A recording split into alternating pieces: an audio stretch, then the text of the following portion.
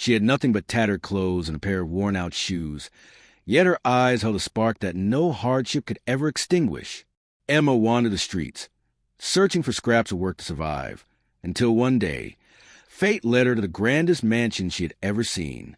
Its gates gleamed under the sun, guarded by a pair of stern-faced men who seemed to belong to another world entirely. She didn't know it then, but this mansion would change her life forever. Inside, Madame Clarice, a woman of sharp features and colder intentions, ruled her household with an iron fist. She noticed Emma immediately. Her appearance was humble, but her grace was undeniable. "You'll stay here," Madame Clarice declared, "and you'll do as I say. From now on, you're my maid." Emma bowed silently, hiding the storm brewing in her heart. She had no choice but to obey, for now. Days turned into weeks, and Emma's life became a relentless cycle of chores and humiliations. Clarice took pleasure in testing her limits, assigning impossible tasks and expecting perfection. But there was something about Emma that unsettled her mistress. She moved with an elegance that seemed out of place among the dust and grime, her resilience radiating even as she scrubbed floors and polished silver. Unbeknownst to both, Emma's life was not as ordinary as it seemed. A series of documents buried deep in the mansion's private archives held the truth about her lineage. She was a long-lost daughter of Alexander Carrington, one of the wealthiest men in the world. Her disappearance years ago had been a mystery, and now she lived under the same roof as the woman who had unknowingly enslaved her. One rainy evening, while Clarice entertained guests in the glittering ballroom, Emma stumbled across a hidden room tucked behind a wall of bookshelves. Papers scattered across the mahogany desk revealed letters, photographs, and legal documents that spelled out her real identity. Her heart pounded as she read her name in elegant handwriting. Proof of a life stolen, proof of a fortune and family waiting for her. Emma knew the moment she had longed for had arrived, but she also understood the danger. Clarice must never discover that she was no ordinary girl. Every step forward had to be calculated, every word measured. For now, she had to endure, to act powerless while plotting the moment when the truth would shatter the mistress's world. Even as she carried trays of crystal glasses and polished silver, Emma began subtly changing the dynamics of the household. She whispered secrets to the staff, noticed inconsistencies in the accounts, and observed Clarice's vulnerabilities. The mansion, which once felt like a prison, became her chessboard, and every move she made brought her closer to reclaiming the life that had been stolen from her. And then came the night when everything began to shift. A gala was held in the mansion, attended by the city's most influential figures, including Alexander Carrington himself, her father, unknowingly walking the halls of the very home that had hidden his daughter. Emma's heart raced as she glimpsed him, the resemblance undeniable, the connection palpable.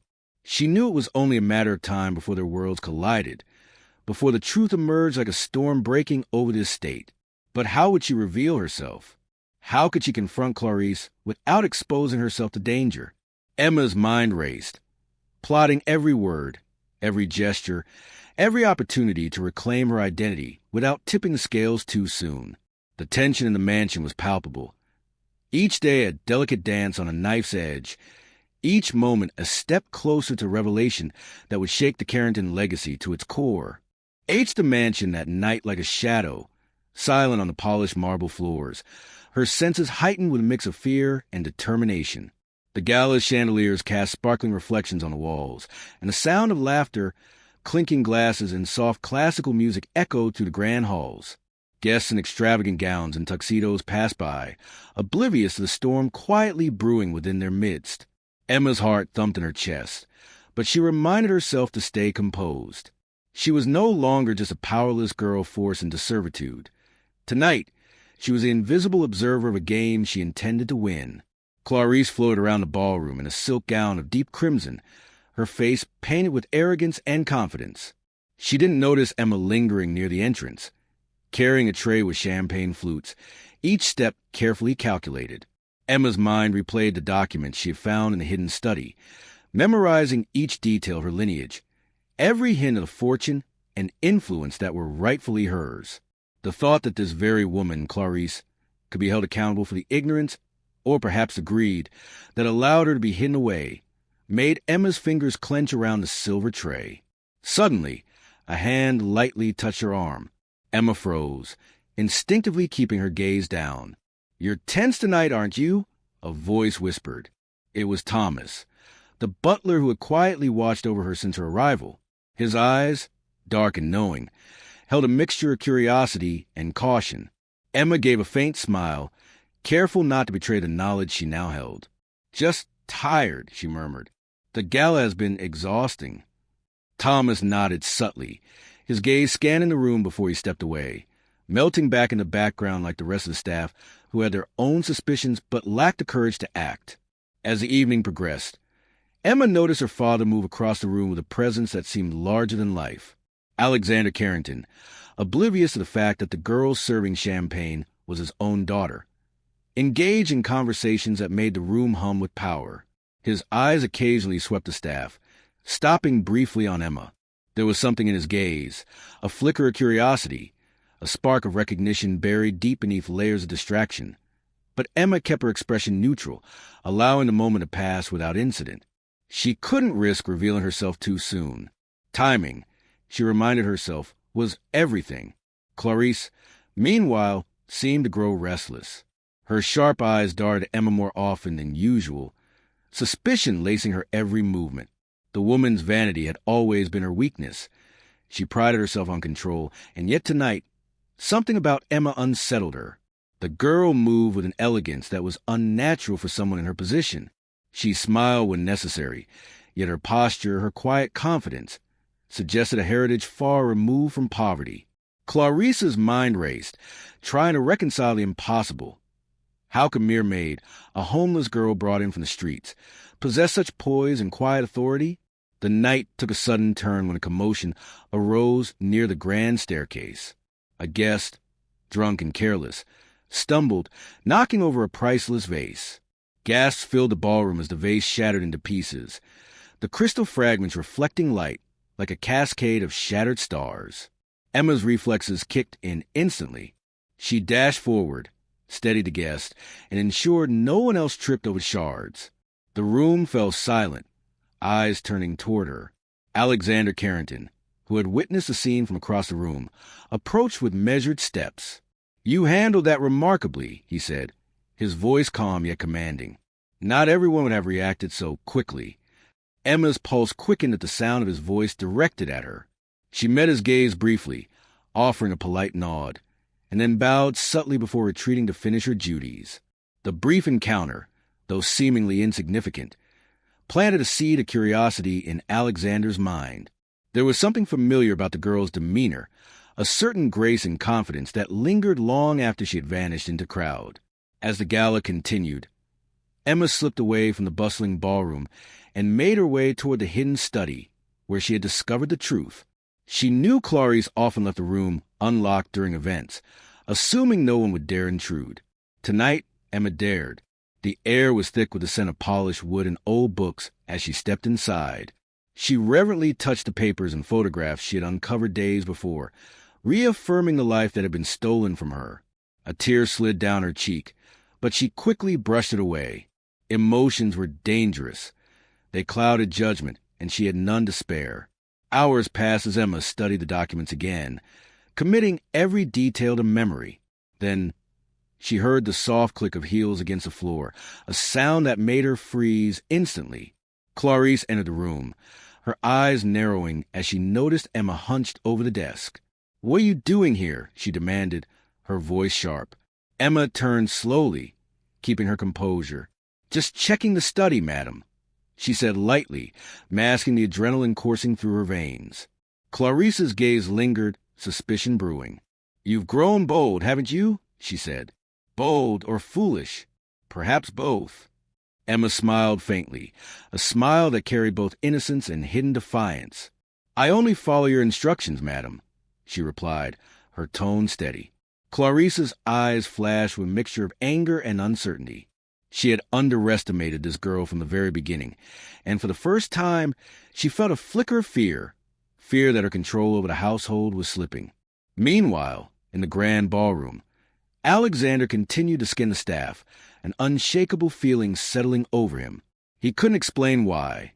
But the girl serving champagne drew him in, an invisible thread pulling at his memory and his heart. He excused himself from his conversation and quietly made his way to the library adjacent to the study. The hallways were dimly lit, shadows playing tricks on the eye, yet his intuition guided him. He paused outside the study door, listening. There was a faint rustle of papers, and then a soft, controlled voice, Emma's voice. Something inside him stirred, a long-buried instinct whispering the truth he had long forgotten. Inside the study, Emma sensed his presence before she saw him. She froze, heart hammering. The moment had arrived. The encounter she had dreamed of, feared, and meticulously planned for. She straightened her posture, wiped away the last traces of fatigue from her face, and turned to face him. Their eyes met, and for a brief heartbeat, the world seemed to stand still. Recognition flickered in Alexander's eyes, a dawning realization that threatened to break his carefully constructed composure.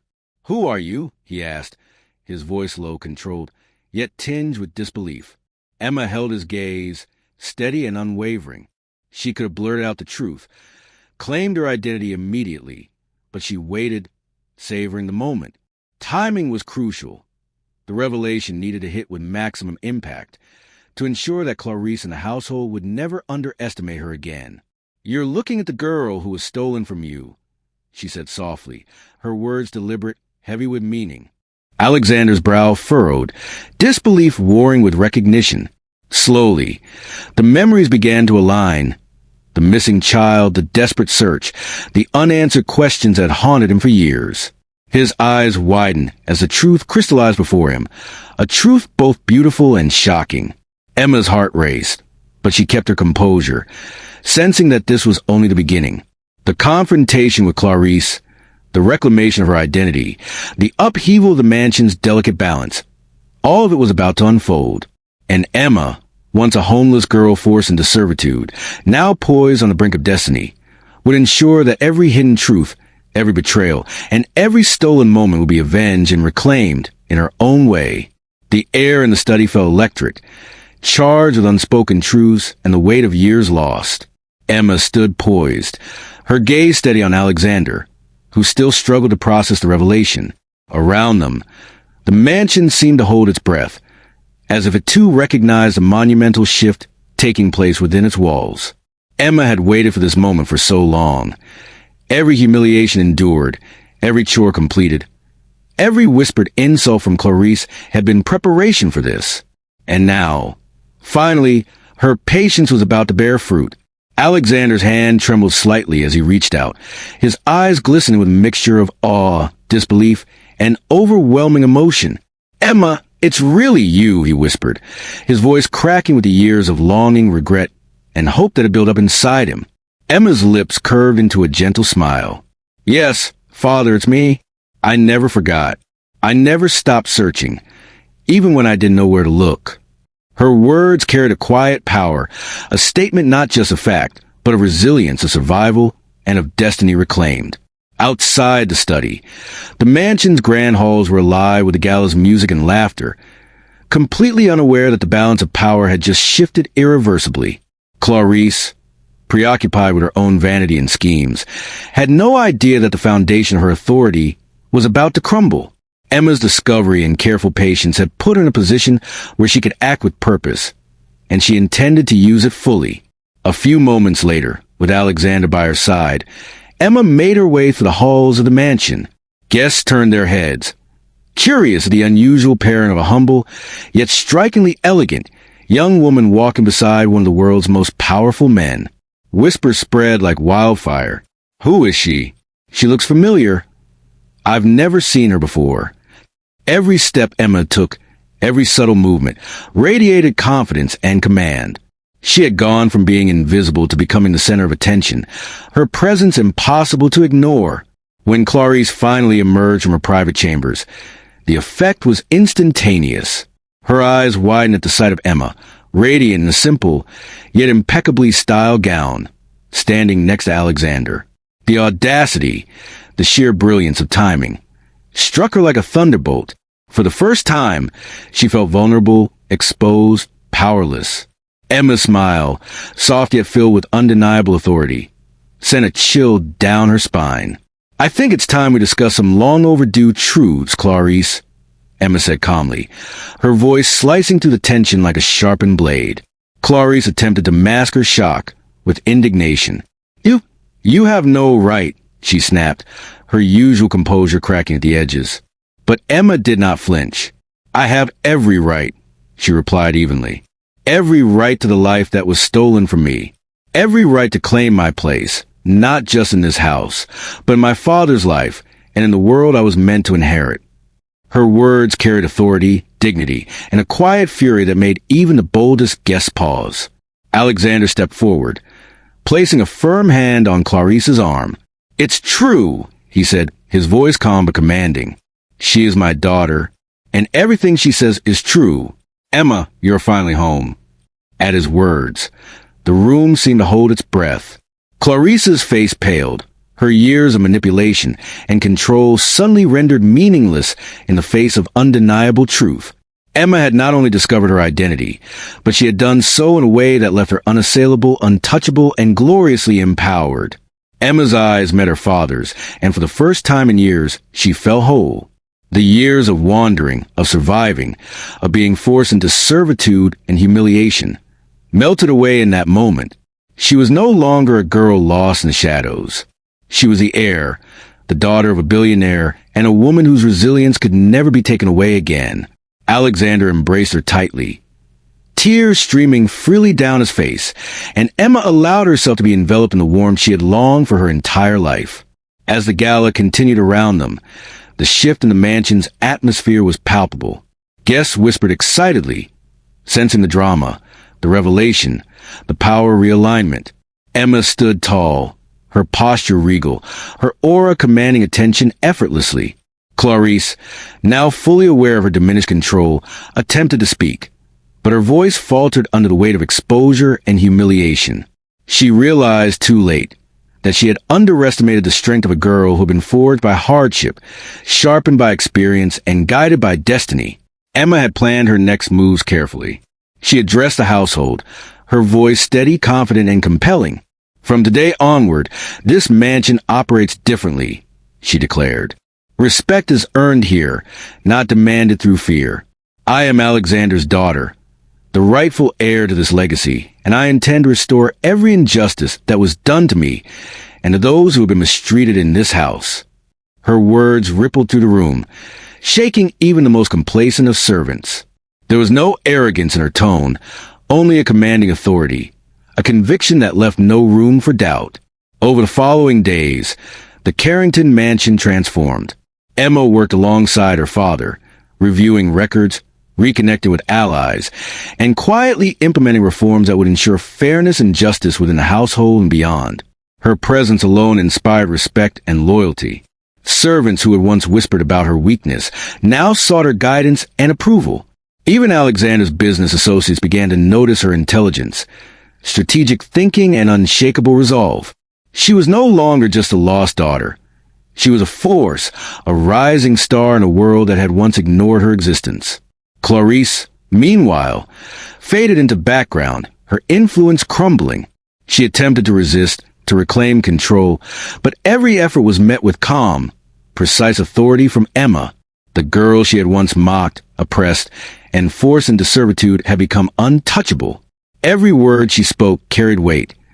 Every glance commanded attention.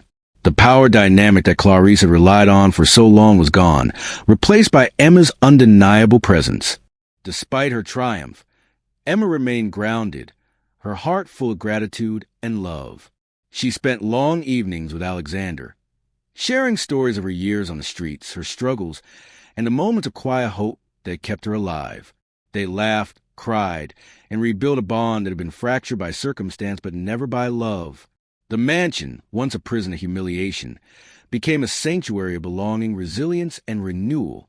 Emma also began reaching out to the city, using her position and influence to help those who had been forgotten or cast aside, much like she once had been. Shelters were funded, educational programs launched, and opportunities created for young women and men who had no one to guide them. Her life became a beacon of hope, a testament to the fact that no matter how dark the path, destiny could be reclaimed through courage, intelligence, and unwavering determination. The final confrontation with Clarice was inevitable. One afternoon, in the grand hall, Emma faced her mistress for the last time. "This house is no longer yours to control," Emma said, her voice steady, her eyes unwavering. Clarice, pale and defeated, could only nod in silent acknowledgement. Emma allowed a small, knowing smile to grace her lips. It was a smile of someone who had endured every trial, faced every fear, and emerged not just victorious, but magnificently so. And as she looked out from the balcony of the mansion, overlooking the sprawling gardens and the city beyond, Emma felt a profound sense of triumph. She had risen from the streets, endured cruelty and injustice, discovered her true identity, and reclaimed a life stolen from her. She was a daughter, a leader, a visionary, and a woman whose story would inspire generations. The mansion, once a symbol of oppression, now reflected her power, her resilience, and her brilliance. Emma's journey had transformed her from a homeless girl into a force of nature, commanding respect and admiration wherever she went. The world had witnessed her struggle, and now it would witness her rise. Every glance, every gesture, every word she spoke carried the weight of her journey, and every soul who met her gaze understood one undeniable truth. Emma Carrington was unstoppable, unbreakable, and magnificently, gloriously free. Even in the quiet moments, when the city slept and the mansion rested in serene silence, Emma's heart beat with purpose. She had endured the unimaginable, and in doing so, had become more than she had ever imagined. Every injustice faced, every hardship overcome, every trial endured had forged her into someone extraordinary.